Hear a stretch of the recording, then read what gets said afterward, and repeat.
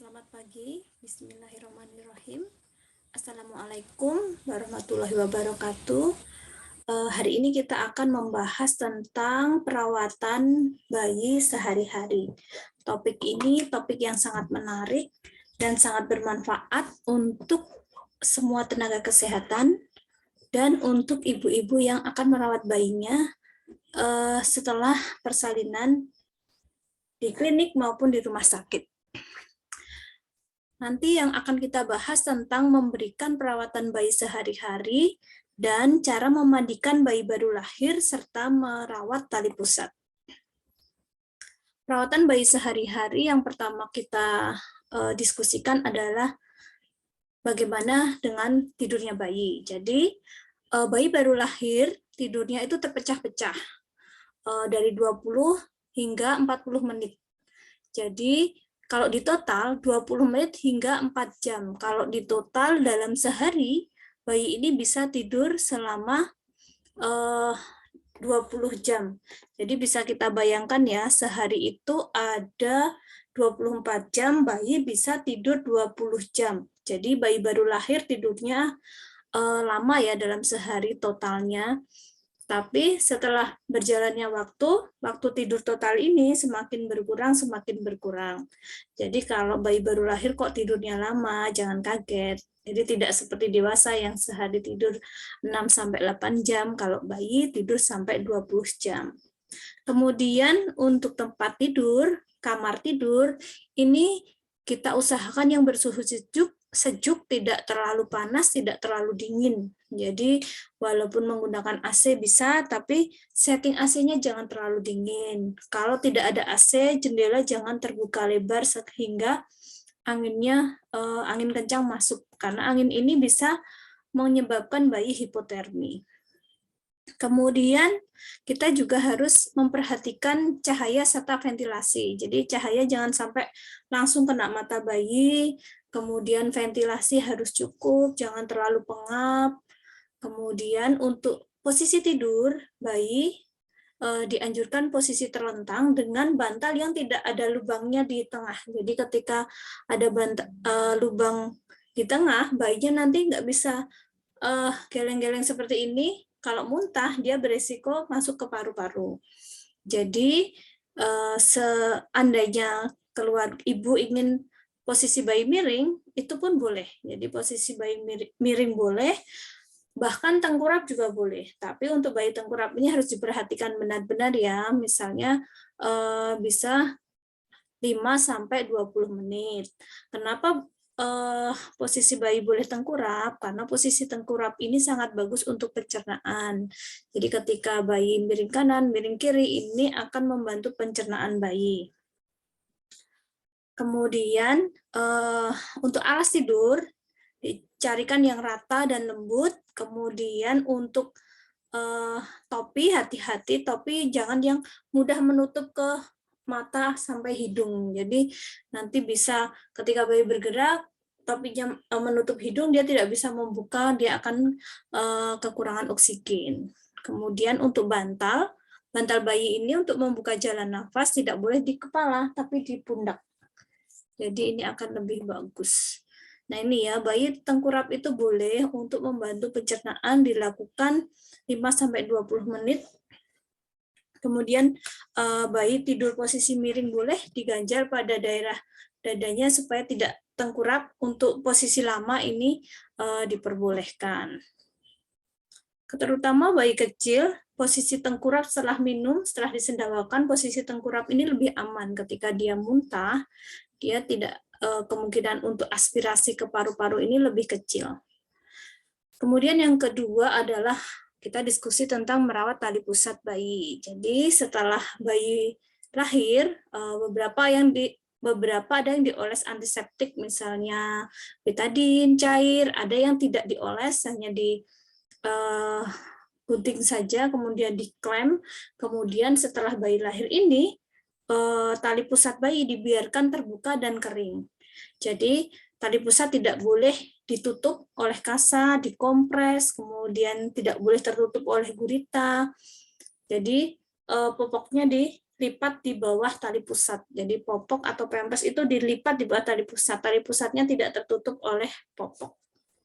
Kemudian usahakan agar tali pusat ini tidak basah, tidak kotor. Jadi tidak kena BAB, BAK dari bayi. Kalau terpaksanya kotor, tali pusat ini boleh dibersihkan. Boleh dibersihkan, kemudian dikeringkan. Jadi intinya perawatan tali pusat ini kering terbuka. Jadi bersih, kering, terbuka. Terus dibiarkan tali pusat ini mengering sendiri, kemudian dia akan terlepas dengan sendiri. Jika ada kemerahan di sekitar tali pusat atau bengkak atau ada nanah berbau busuk, itu tanda-tanda infeksi, maka harus segera diperiksakan ke klinik atau ke rumah sakit. Jadi tali pusat ini bisa teman-teman lihat di sini, bisa klemnya ini besar, bisa klemnya kecil, jadi beda-beda. Intinya dia sudah tidak dibungkus lagi, jadi dia dibiarkan terbuka. Nah, ini untuk popoknya di bawah tali pusat, biarkan dia mengering, kemudian copot sendiri. Kalau di Jawa puput, copot atau puput. Kemudian bagaimana dengan memandikan bayi? Jadi ibu-ibu ini jangan khawatir ketika kenapa bayi tidak langsung dimandikan. Jadi tenaga kesehatan akan memandikan bayi setelah paling cepat 6 jam setelah dilahirkan. Jadi sebelum 6 jam bayi tidak perlu dimandikan. Jadi dia hanya perlu dikeringkan dan masih menyisakan lemak yang berwarna keputihan. Jadi lemak-lemak putih yang ada di kulit bayi oleh tenaga kesehatan tidak dibersihkan, tapi dia hanya dikeringkan. Jadi kulitnya dengan kain handuk itu ditekan-tekan saja kulitnya, tidak diusap. Kalau diusap nanti lemaknya habis. Jadi cuma ditekan saja, kemudian airnya hilang, lemaknya masih. Nah, lemak ini akan menjaga kehangatan bayi. Kemudian memandikan bayi menggunakan air yang hangat-hangat kuku, menggunakan sabun dan sampo khusus bayi. Bayi sebaiknya tidak dimandikan terlalu pagi atau terlalu sore, karena takutnya terlalu dingin jika dimandikan terlalu pagi atau terlalu sore. Jadi dinginnya ini tidak hanya dari air, mungkin dari angin yang berhembus, suhu di lingkungan, ini terlalu dingin untuk bayi. Kemudian setelah mandi, perawatan pada kulit bayi ini seminimal mungkin. Penggunaan bedak, penggunaan talek, penggunaan parfum, atau penggunaan minyak, ini diberikan sesedikit mungkin, karena kulit bayi masih sangat sensitif dan bisa memicu timbulnya alergi. Jadi biar misalnya dia ada keturunan alergi, dia dikasih bedak, dikasih minyak, ini akan memicu alergi. Jadi sebaiknya boleh bayi itu tidak dikasih talak, tidak dikasih minyak, itu tidak apa-apa, biasa saja. Kemudian memilih pakaian bayi, pilih yang lembut, yang menyerap keringat, tidak kaku, tidak melukai. Kalau dia terlalu kaku nanti melukai bayi, kulit bayi. Kemudian tidak dianjurkan, sekarang itu tidak dianjurkan untuk membedong bayi, untuk membatasi gerak bayi. Jadi boleh bayi dibedong untuk kehangatan. Jadi, wah ini dibedong biar dia nggak bisa bergerak, biar kakinya lurus, biar tangannya lurus, itu nggak boleh. Jadi bolehnya dibedong itu hanya untuk memberi kehangatan pada bayi. Misalnya suhunya terlalu dingin, bayinya dibedong. Kemudian bedongnya nanti ada tekniknya, kita akan jelaskan. Kemudian bayi juga tidak disarankan menggunakan kaos tangan dan kaos kaki sesering mungkin. Jadi boleh, misalnya takut dingin, diberi kaos tangan, kaos kaki. Tapi jangan setiap saat dia memakai kaos tangan dan kaos kaki. Karena apa? Karena di tangan ini dia akan meraba-raba barang-barang di sekitar, meraba-raba tangannya sendiri, kakinya, wajahnya. Nah, ini indera peraba ini akan membantu bayi untuk belajar memahami lingkungannya. Nah, dengan banyak rangsangan ke indera peraba ini, otomatis bayi ini otaknya akan selalu berkembang dan akan meningkatkan kecerdasan bayi. Kemudian pada pakaian ini, bayi sudah tidak boleh menggunakan gurita lagi. Jadi gurita yang dipasang kencang ini akan menghambat pernafasan bayi, karena bayi bernafas dengan otot perut, bukan otot dada.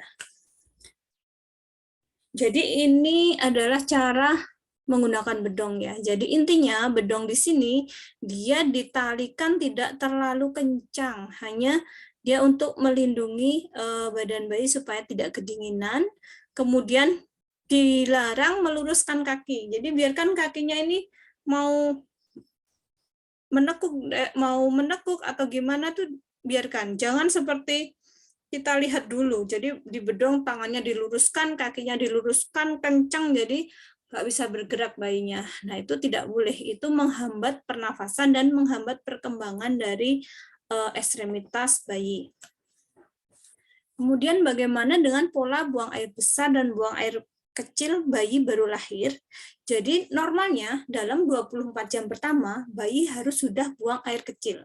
Dan dalam 2 kali 24 jam atau 48 jam atau 2 hari bayi sudah BAB. Jadi sudah BAK dalam 1 hari atau 24 jam, sudah BAB dalam 2 hari atau 48 jam. Jadi kalau dia sudah BAB BAK sudah normal. Tapi ketika sudah 24 jam belum BAK, nah ini kita harus kaji kenapa ini terjadi, apakah perlu cairan atau yang lain.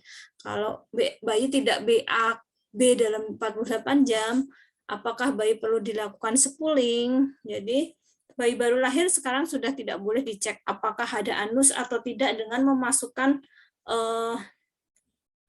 alat untuk cek. Jadi bayi baru lahir cuma dilihat, oh ada anusnya, cuma dibuka gini aja. Kalau dulu kan dimasukkan alat ke anusnya. Kalau sekarang enggak. Jadi ditunggu 2 kali 24 jam atau 48 jam.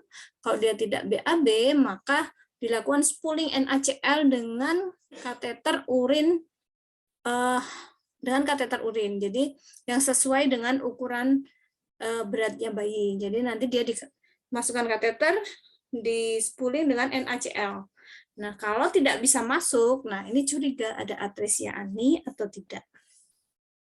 Selanjutnya, bayi akan buang air kecil 5-6 kali per hari. Jadi kalau kita ingin tahu apakah bayi ini minumnya cukup, kita bisa menghitung dalam 24 jam ini bayinya buang air kecil berapa kali. Kalau dia 5-6 kali per hari, maka ini bayinya sudah dikatakan normal buang air kecilnya dan kebutuhan cairannya sudah tercukupi. Kemudian buang air besarnya normalnya dalam sehari adalah 3-4 kali dalam sehari. Selain jumlahnya, kita juga harus melihat kualitasnya atau warnanya. Jadi buang air kecil yang normal ini akan berwarna tidak terlalu pekat. Kemudian BAB, buang air besar normal, pertama kali pada bayi adalah berwarna hitam, yang dinamakan mekonium. Jadi janin di dalam perut ibu ini juga mengeluarkan kotoran, tapi terkumpul menjadi mekonium, karena sedikit-sedikit dikumpulkan, dia terkumpul sebagai mekonium. Ketika dia lahir, dia keluar berwarna hitam, pekat, lengket, sangat lengket, mencucinya susah itu. Kemudian setelah beberapa hari berubah menjadi hijau. Nah, hijau ini sudah bukan mekonium ya. Kalau mekonium itu hitam pekat, kalau sudah ada campuran kuning, hijau, maka dia sudah tidak dikatakan mekonium. Kemudian setelah usia 5 hari, seharusnya BAB dari bayi ini sudah berwarna kuning atau kekuningan. Kemudian jika tidak ada perubahan warna BAB sampai setelah hari kelima, maka harus dilihat apakah bayi kurang minum atau yang lainnya. Kemudian, jika ditemukan perdarahan pada kemaluan bayi wanita, jadi bayi perempuan, ini kok keluar darahnya seperti perempuan menstruasi. Nah, ini juga normal karena bayi ini bisa mengeluarkan darah karena terpengaruh oleh hormon ibunya. Jadi ibunya kan saat itu juga nifas ya, jadi bayinya menyusu, jadi ada hormon yang mempengaruhi keluarnya darah itu terserap oleh bayi. Jadi bayi perempuan bisa mengalami seperti menstruasi. Nah ini ya, mekonium kita lihat berwarna hitam, pekat, lengket. Nah ini sulit dicuci biasanya. Kemudian ini warna urin yang normal adalah kuning bening atau bening. Jadi kalau terlalu pekat, ini dia kurang cairan. Kemudian bagaimana cara membersihkan popok di kemaluan bayi? Jadi misalnya bayi buang air kecil dan buang air besar, intinya diusap dari belakang ke depan. Jadi kalau salah ya, dari depan ke belakang, tidak boleh kebalik ya, dari depan ke belakang. Jadi daerah vagina ke daerah anus, ngusapnya seperti itu. Jadi depan sudah bersih, baru bawah. Jadi intinya bersihkan bagian depan, diusap ke bawah. Ini jangan dibuat ngusap lagi, ganti kapas yang lain, diusap lagi. Jadi kapasnya dibasahi, diusap dari depan ke bawah, sudah 2 kali atau 3 kali udah bersih, baru yang belakang ini dibersihkan. Jadi jangan dari belakang dulu, karena untuk mencegah infeksi. Kemudian tanda-tanda bayi lapar apa ya? Ketika kita melihat bayi sudah mulai memasukkan tangan ke dalam mulut, jadi ini kemungkinan bayi ini sudah mulai lapar, ingin netek. Atau bayi sudah menggenggam tangan, kemudian mengeluarkan suara seperti, nah ini kemudian jangan tunggu bayi menangis baru menyusuinya. Jadi bayinya belum nangis, ini belum haus. Nah, ketika bayi menangis, dia sudah kelaparan, bukan lapar lagi, tapi kelaparan, jadi marah. Biasanya bayinya susah dikendalikan, jadi malah dia tidak fokus. Nanti menyusunya dia banyak bergerak. Nah, ini bisa menimbulkan puting lecet. Jadi puting lecet, bayinya marah-marah, banyak menangis, tidak tenang. Nah, ini tidak bagus. Jadi jangan tunggu bayinya menangis. Jadi kalau udah tahu, udah kita ini kayaknya bayinya lapar ini. Nah, ini langsung disusui saja. Jadi jangan tunggu, bayinya belum nangis nih. Kalau belum menangis berarti belum lapar. Jadi jangan. Intinya jangan menunggu lapar, tapi langsung disusui. Kemudian berikan ASI sesuai kemauan bayi. Jadi jangan dibatasi nih. Kanan 15 menit, kiri 15 menit, atau kanan 10 menit, kiri 10 menit, tidak. Jadi kalau dulu memang teorinya kanan 15 menit, kiri 15 menit, tapi sekarang enggak. Jadi semau bayi di payudara yang mana dulu, salah satu payudara sudah kosong, baru ganti payudara satunya. Kok payudara satunya masih sisa, diperas. Jadi jangan biarkan ada ASI tersisa di payudara agar produksi ASI meningkat. Jika masih ada ASI tersisa, maka produksi ASI bisa terhambat, karena jika di gudang ASI masih ada, dia akan mengirimkan sinyal ke otak untuk mengurangi produksi ASI. Kemudian jika bayinya menetek, normalnya kan 5-30 menit, ini tergantung dari kekuatan hisap bayi, tergantung dari cadangan gudang ASI itu ada berapa banyak. Jadi kalau 5 menit sudah kenyang, sudah banyak yang masuk karena menghisapnya kuat, bisa bayi itu kenyang. Tapi ada yang sampai 30 menit, jadi bayinya pelan-pelan, atau memang ASINya belum banyak. Nah, jika kurang dari 5 menit atau lebih dari 30 menit, ini dicek apakah produksi ASINya yang kurang, atau bayinya yang ada sesuatu. Misalnya bayinya lemah, mau netek tidak kuat, baru 3 menit sudah capek. Nah, itu harus kita kaji. Apa yang dilakukan jika ibu terpisah dari bayi? Misalnya bayinya sakit, atau ibunya sakit, atau ibunya bepergian. Yang dilakukan adalah ibu memerah ASI, dan ASI diberikan dengan sendok atau cangkir. Jadi tidak boleh diberikan dengan dot, karena bisa menyebabkan bingung puting. Kemudian untuk kebersihan mata, telinga, dan hidung, kita dapat membersihkan mata ini dari arah dalam keluar. Jadi menggunakan kasa 1 kali usap. Kalau mau diusap lagi masih kotor, ganti pakai kasa yang lain, jangan pas kasa yang tadi. Jadi dari dalam keluar, terus kanan kemudian kiri, dari dalam keluar sampai bersih.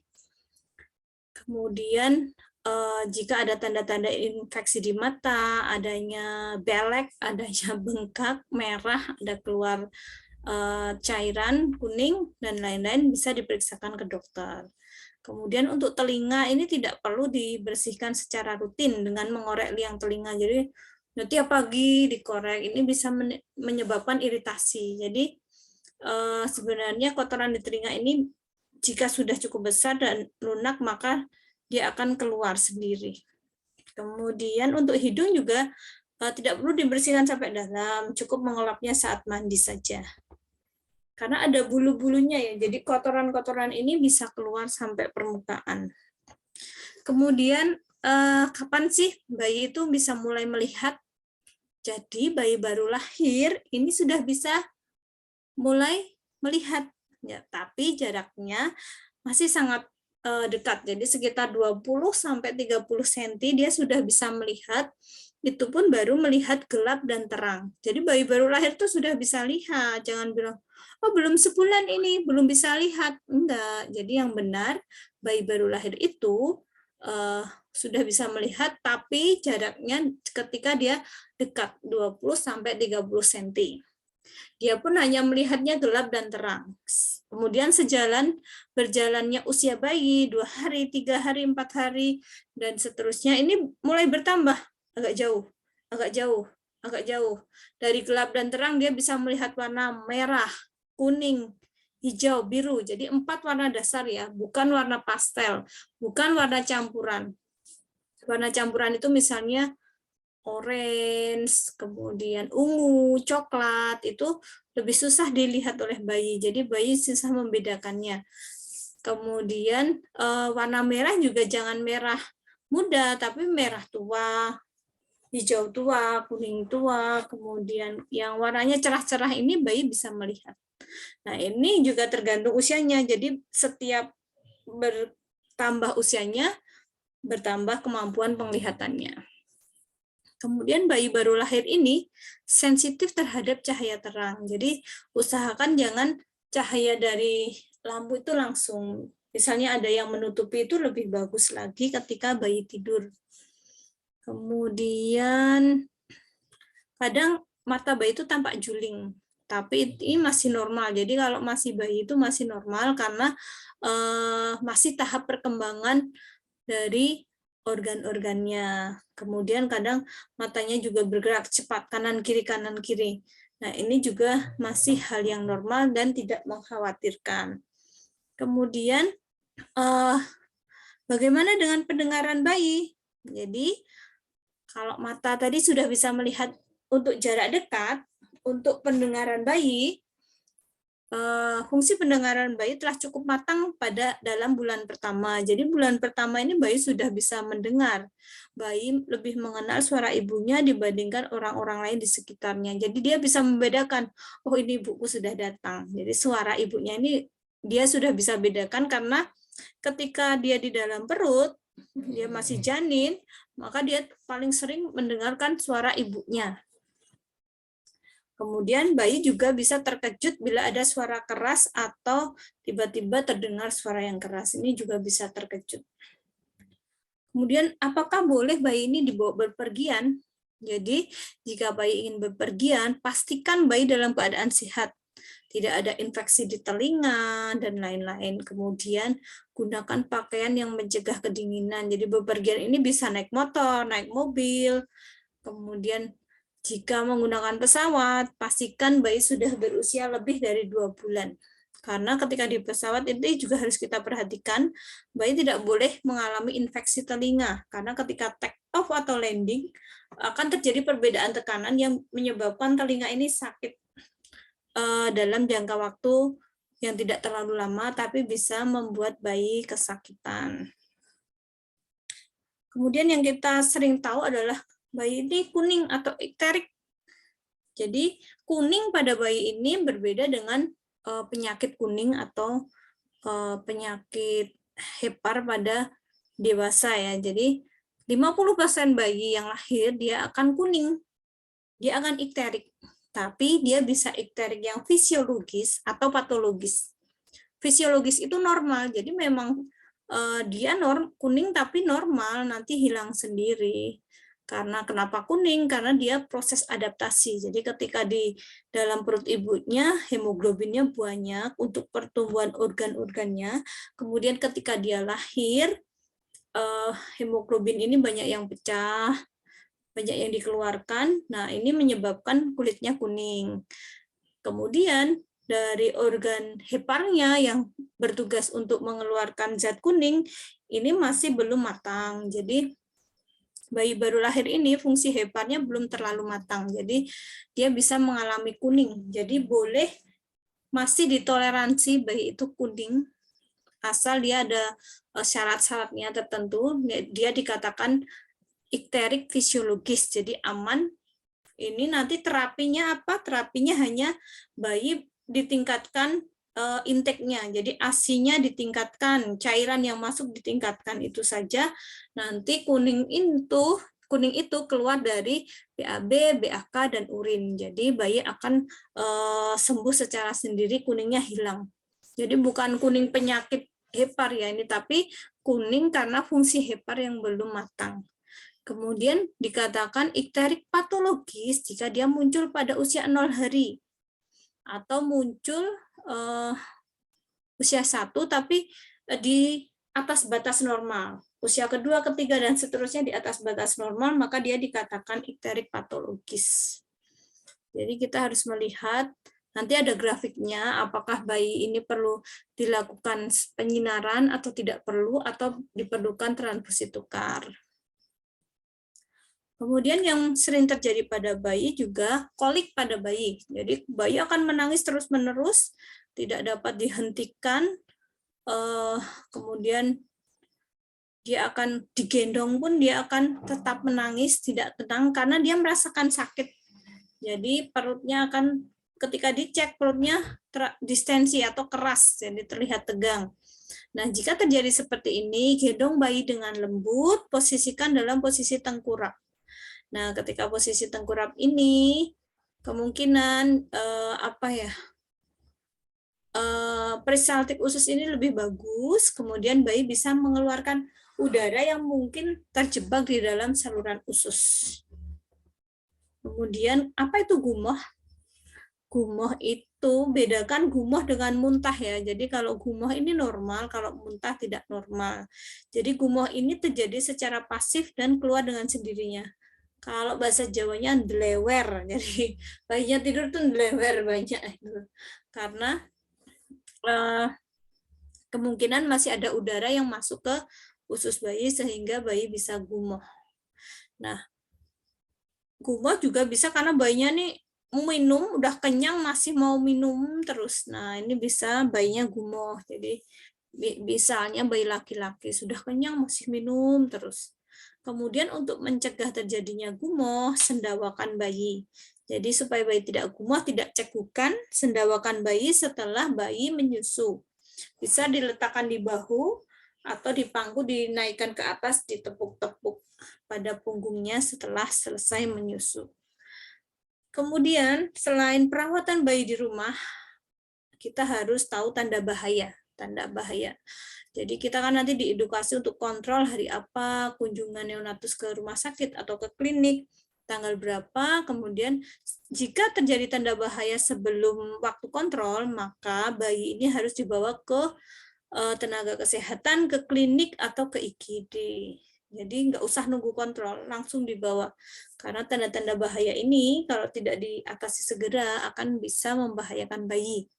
Misalnya bayinya demam, hipotermi kurang dari 36,5 derajat Celcius, atau bayinya demam lebih dari 37,5 derajat Celcius, atau bayinya muntah disertai kembung, atau tidak ada BAB, atau bayinya kejang, bayinya sesak nafas atau kebiruan, kemudian ada nanah di mata, kemudian bayinya nggak mau menyusu, menyusunya hanya sebentar, lebih banyak tidur, kemudian bayinya kuning, sudah 2 minggu usia kehamilan masih kuning, kemudian tali pusatnya merah, berbau, atau ada nanahnya, BAB-nya mencret. Nah, ini tanda-tanda bahaya ini, bayi harus segera dibawa ke klinik atau ke IGD.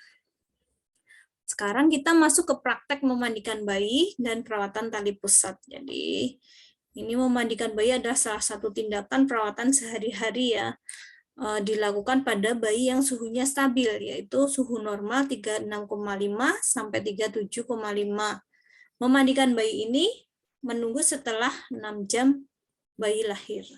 Tujuannya apa? Untuk membersihkan, memberikan rasa nyaman, membuat bayi wangi dan bersih, mengurangi risiko infeksi, kemudian merilekskan bayi agar mudah tidur, kemudian sebagai bentuk perhatian, untuk meningkatkan bonding atau ikatan ibu dan bayi, serta untuk merangsang saraf sensorik dan motorik. Jadi setiap pijatan kita ke badan bayi, ke kepala bayi ini akan merangsang saraf sensorik dan motorik. Kemudian perawatan tali pusat adalah perawatan yang dilakukan pada tali pusat bayi selama tali pusat belum lepas. Belum lepas itu kalau bahasa Jawa belum puput, jadi masih nempel di umbilikalnya. Kemudian tindakan perawatan tali pusat ini dilakukan setelah tali pusat dipotong sampai tali pusatnya lepas. Tujuannya apa? Mencegah terjadi infeksi. Jadi, kenapa harus dirawat? Supaya tidak terjadi infeksi. Ketika tidak terjadi infeksi, maka tali pusatnya lebih cepat kering dan lebih cepat lepas. Infeksi pada tali pusat ini berbahaya juga. Jadi, bisa infeksi pada tali pusat ini menyebabkan meningitis atau tetanus. Jadi, dipotongnya tali pusat ini kan jalan masuk untuk bakteri ya. Jadi kalau dia kena bakteri tetanus, dia akan bayinya bisa keselamatannya bisa terancam. Jadi bisa dia mengalami kematian atau kecacatan. Kemudian yang kedua yang ditakutkan adalah terjadinya meningitis dan sepsis, yaitu kalau meningitis infeksi sampai ke otak, kalau sepsis infeksi yang menyeluruh. Nah, kalau udah terjadi seperti itu, maka perawatannya akan lebih sulit. Perawatan tali pusat ini tujuannya juga mempercepat proses pengeringan tali pusat dan mempercepat lepasnya tali pusat. Perawatan tali pusat ini dilakukan setelah mandi pagi, mandi sore. Ini kita lakukan perawatan tali pusat. Kemudian bila tali pusat kotor oleh air kencing atau BAB bayi, kemudian dilakukan sampai tali pusat puput. Dalam perawatan tali pusat ini kita harus memperhatikan tanda-tanda infeksi pada tali pusat. Jadi kita harus selain melakukan perawatan kita kaji apakah ada kemerahan, apakah ada bengkak, apakah ada nanah, ada cairan, apakah ada darah yang merembes, atau bisa juga apakah panas, demam pada bayi, apakah ada kejang. Karena infeksi tali pusat itu harus diperhatikan. Kemudian jangan menggunakan plester atau membalut tali pusat. Jadi tali pusat dibiarkan terbuka. Kemudian biarkan dalam keadaan terbuka, kering dan bersih. Jika ada kotoran, ya dibersihkan. Kemudian dikeringkan. Jangan mengoles alkohol atau betadin pada tali pusat. Jadi tidak perlu dikasih apa-apa. Kemudian popoknya di bawah tali pusat, kemudian jika terdapat infeksi harus segera diperiksakan.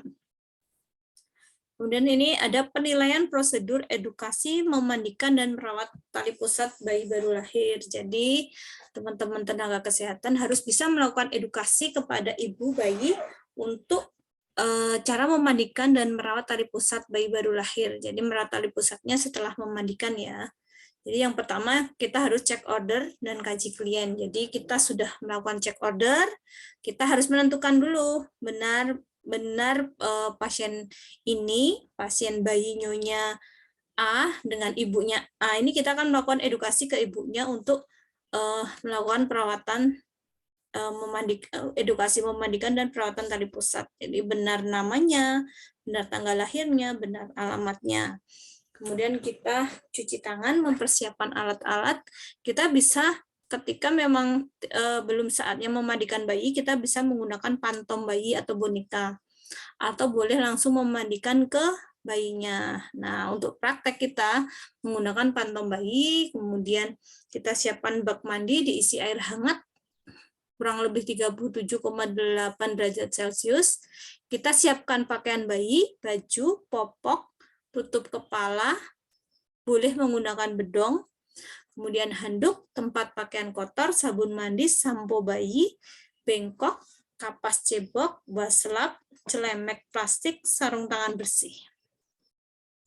Kemudian kita ke pasien, kita perkenalkan diri. Jangan lupa kita harus selalu memperkenalkan diri. Kita menjelaskan kita akan melakukan apa, kemudian tujuannya apa, nanti prosedurnya bagaimana. Jadi misalnya Ibu A, perkenalkan saya perawat Riana. Ibu A benar yang tanggal lahirnya ini, nomor CM-nya ini, kemudian dicek di gelangnya, benar. Kemudian Ibu, ini saya akan melakukan edukasi cara memandikan bayi dan perawatan tali pusat.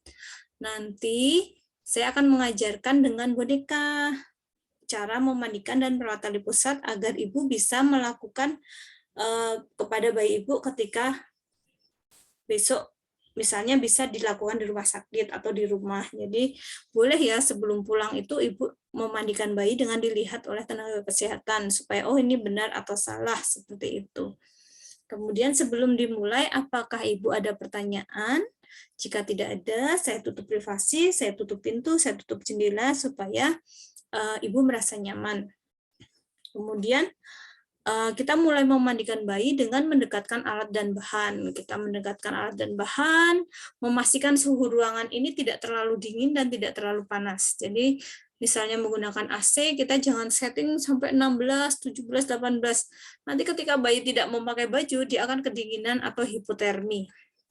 Jadi kita set suhu ruangan ini lebih hangat, kemudian menuangkan air ke dalam bak mandi. Kita cek suhunya air dengan punggung tangan. Kita cek, oh sudah. Kenapa dengan punggung tangan? Karena punggung tangan ini lebih sensitif dibanding telapak. Kalau telapak ini hangat pun kurang terasa, karena dia tebal ya. Punggung tangan tipis, jadi oh sudah hangat. Kemudian kita cuci tangan 6 langkah WHO. Kemudian kita keringkan. Kemudian kita mempersiapkan handuk. Kita buka handuknya di tempat tidur. Kemudian baju bedong, baju ganti, popok, topi kita siapkan, kita buka, kita siapkan. Kenapa harus kita siapkan? Supaya nanti setelah bayi selesai mandi, ketika mau cari handuk, cari baju, itu tidak terlalu lama, jadi bayi tidak kedinginan. Kemudian setelah semua siap, air siap, alat siap, baju, handuk siap, kita mulai melepas pakaian bayi satu persatu, kemudian kita tutup handuk yang tidak agar tidak kedinginan. Misalnya kita akan membersihkan kepala, kita tutup handuk bagian badan. Kita bersihkan setelah kita buka bajunya, misalnya bayinya BAB atau BAK, kita bersihkan dulu kemaluannya atau genitalianya dengan kapas basah. Jika perempuan, bersihkan daerah pubis, labia mayora, labia minora, ini di lipatan ini kadang kotor ya. Kemudian ke anus, jadi atas dulu baru bawah, depan baru belakang. Jika laki-laki tarik periputim ke belakang, kemudian bersihkan. Bersihkan bagian skrotum, kemudian baru bersihkan daerah anus. Jadi bersihkan area tersebut dari arah depan ke belakang. Jadi ganti kapas. Kapasnya jangan satu buat macam-macam, nanti kemana-mana kotorannya. Jadi satu kotor, ganti kayak gitu. Kemudian setelah genitalianya bersih, kita tutup handuk, kita bersihkan muka. Jadi kita bersihkan muka dengan waslap. Mukanya dari mata ini dibersihkan dari tengah keluar, dari dalam keluar, kemudian hidung, mulut dibersihkan, kemudian kuping, kemudian kita kasih sampo, kemudian kita pakai waslapnya dibilas atau pakai waslap yang lain kita bilas. Jadi setelah disampo di sabun kita bilas, kita kurangi sabunnya tadi. Setelah itu kita ambil waslap yang lain lagi, kita mulai membersihkan seluruh tubuh. Jadi leher, dada, perut, ketiak. Kemudian kita miringkan, punggungnya kita bersihkan, kita sabun, pahanya kita sabun. kemudian tangan kita sabun, daerah genitalia kita sabun lagi, kemudian kita lap pakai waslap tadi, kita bersihkan, kita lap bersih, sabunnya dikurangi seperti itu, kemudian kita masukkan bayi ke dalam bak mandi. Jadi kita masukkan bayi ke dalam bak mandi ini sabunnya sudah dikurangi ya, sudah dikurangi. Kalau kita tidak mengurangi sabunnya, misalnya mau langsung cemplung, kita embernya harus 2. Jadi pertama kita cemplungkan, kita bersihkan sabunnya, kemudian kita masukkan ke ember yang airnya bersih. Atau kalau tidak seperti itu, setelah kita cemplungkan, kita naikkan, kita bilas dengan waslap lagi sekali lagi, karena ketika kita tidak membersihkan sabunnya tadi, di airnya tadi kan banyak sabun dan kotoran, jadi kita harus bersihkan ulang. Jadi seperti itu ya. Nah, megang bayinya dengan jari kiri di bawah ketiak bayi dan ibu jari di sekeliling bahu. Kemudian tangan yang lain menahan bokong dan tungkai kaki.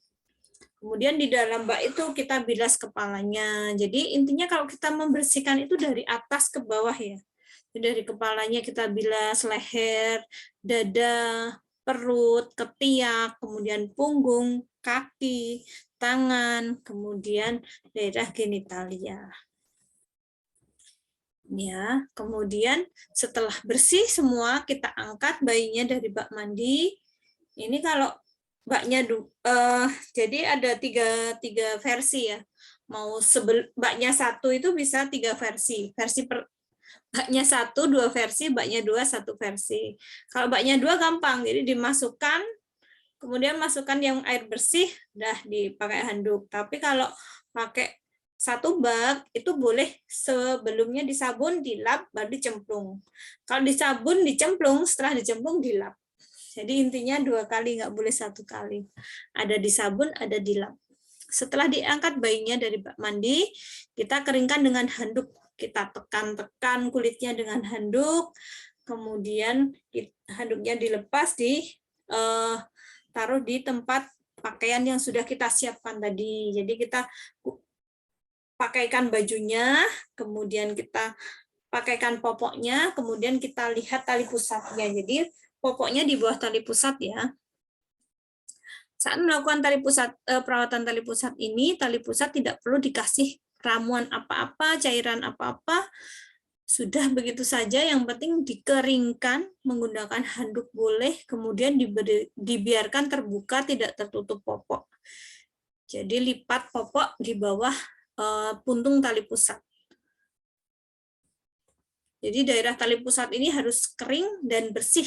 Jadi usahakan tali pusat tidak basah, tidak terkena air, buang air besar atau buang air kecil. Jika tali pusat kotor, tali pusat dicuci dengan air bersih, boleh diberikan sabun. Jadi misalnya pas mandi itu kebanyakan ibu tanya, boleh nggak ini tali pusatnya ini kena air? Boleh. Jadi tali pusat itu boleh kena sabun, boleh kena air. Yang penting setelah dibersihkan itu dikeringkan. Jadi prinsipnya bersih, kering, terbuka. Bila terdapat tanda-tanda infeksi, maka hubungi tenaga kesehatan. Sudah selesai memandikan, sudah selesai merawat tali pusat, kemudian tenaga kesehatan membersihkan alat, mencuci tangan, 6 langkah, mengeringkan, kemudian lakukan evaluasi. Gimana Ibu edukasinya? Misalnya bisa dilakukan pada boneka. Ini udah Ibu sudah bisa melihat ya, saya memandikan bayi tadi, perasaannya gimana? Masih takut Bu, misalnya seperti itu, nggak apa-apa Bu, normal kalau takut karena belum pernah mencoba. Nanti sore kita bertemu lagi, kita praktek. Jadi Ibu praktek sendiri memandikan, nanti saya di samping Ibu, jadi Ibu tidak usah takut. Kemudian saya simpulkan hasil kegiatan ini berjalan dengan lancar. Terima kasih atas kerjasamanya. Saya akhiri, terima kasih. Nanti kita berjumpa lagi. Kemudian melakukan cuci tangan dan mendokumentasikan.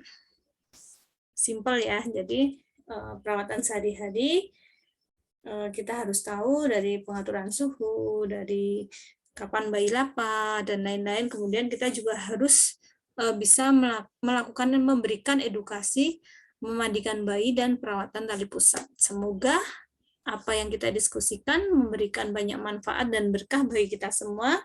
Banyak salah dari saya mohon maaf. Saya tutup. Wassalamualaikum warahmatullahi wabarakatuh.